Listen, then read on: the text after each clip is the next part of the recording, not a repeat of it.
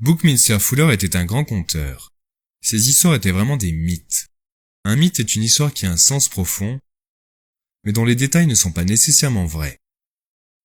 Je l'ai entendu raconter cette histoire à propos des ponts la première fois que je l'ai entendu parler, et ça a changé la façon dont je conçois le monde pour le reste de ma vie. Il était debout devant un tableau noir, et il a dessiné une forme de U. Ceci est un canyon, nous a-t-il dit. Il y avait des gens vivants de chaque côté qui avaient besoin de communiquer et d'échanger, mais ils ne pouvaient pas traverser, alors ils essayèrent de comprendre ce qu'ils pouvaient faire, et certains d'entre eux commencèrent à ramasser des pierres et les jetèrent dans le canyon. Le canyon finit par être complètement rempli de roches, et ainsi naquit le premier pont. La chose surprenante à ce sujet, c'est qu'il a fallu des millions de tonnes de pierres et des années pour le construire, et que toutes ces tonnes de pierres furent utilisées uniquement pour qu'une poignée de personnes de 70 kilos transportant quelque chose sur le dos puissent traverser. Mais cela a permis d'énormément augmenter la richesse parce qu'ils pouvaient désormais commercer entre eux. Toutefois, ils ont découvert qu'il y avait un problème. Il y avait un ruisseau au fond, et l'eau qui ruisselait s'accumulait sur l'extrémité arrière, causant ainsi un problème. Et donc, quelques âmes vaillantes descendirent dans le canyon et retirèrent quelques pierres tout en bas, et une partie de l'eau put s'écouler à travers.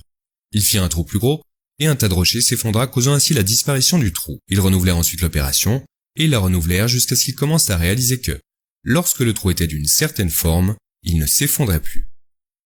Eh bien, ils avaient découvert l'arche. Le principe clé d'une arche réside dans sa forme. Une arche n'est en fait pas une chose, c'est un trou d'une certaine forme. Au fur et à mesure qu'ils apprenaient comment perfectionner leurs arches, quelle forme était dans l'absolu la plus adaptée en vue d'empêcher toutes ces pierres et les gens sur le pont de tomber, de résister à la gravité, ils apprirent à façonner l'arche de la meilleure des façons, et l'arche n'eut de cesse de devenir de plus en plus grande.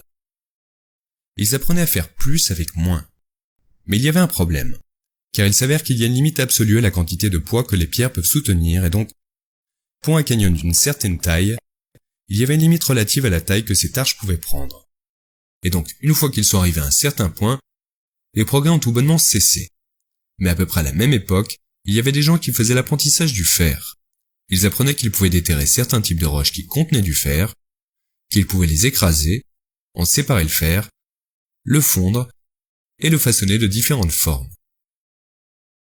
Et s'ils en faisaient des tubes et qu'ils donnaient à ces tubes des formes triangulaires, ils pouvaient soutenir les choses aussi bien, voire même mieux que n'en était capable la pierre. Et le tout avec beaucoup moins de masse, et donc beaucoup moins de matière.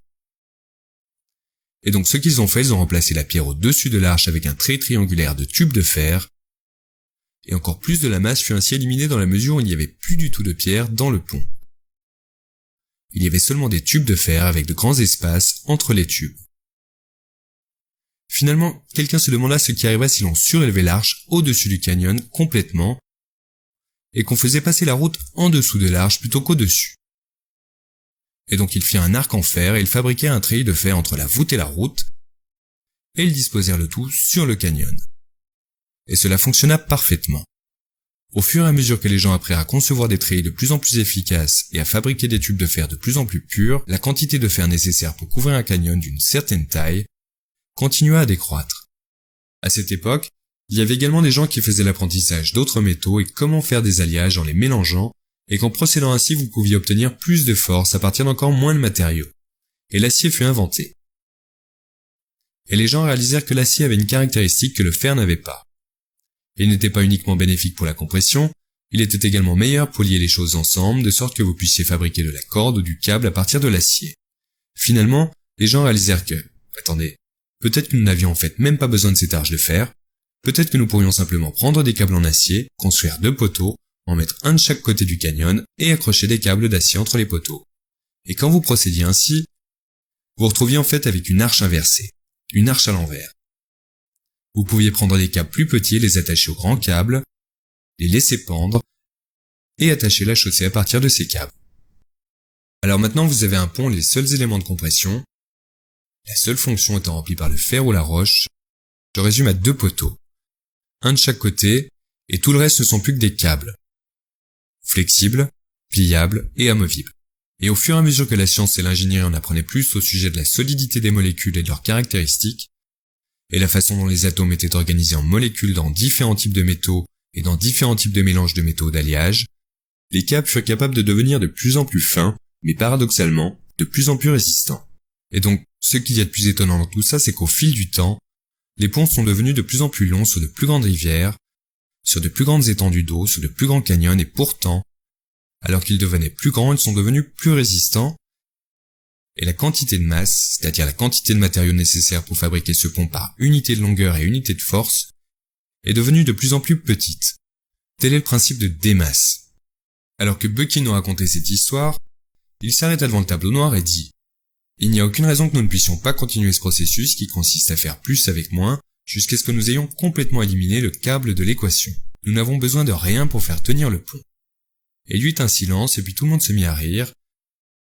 Puis il leva les yeux vers le ciel en agitant ses bras et il dit « Regardez, j'agite mes bras entre la Terre et la Lune ne tombe pas sur la Terre. La Lune et la Terre forment un parfait équilibre entre compression et tension, et il y a une attache invisible entre la Terre et la Lune. Et ils n'ont besoin d'aucune masse de matériaux pour les maintenir dans ce merveilleux arrangement structurel.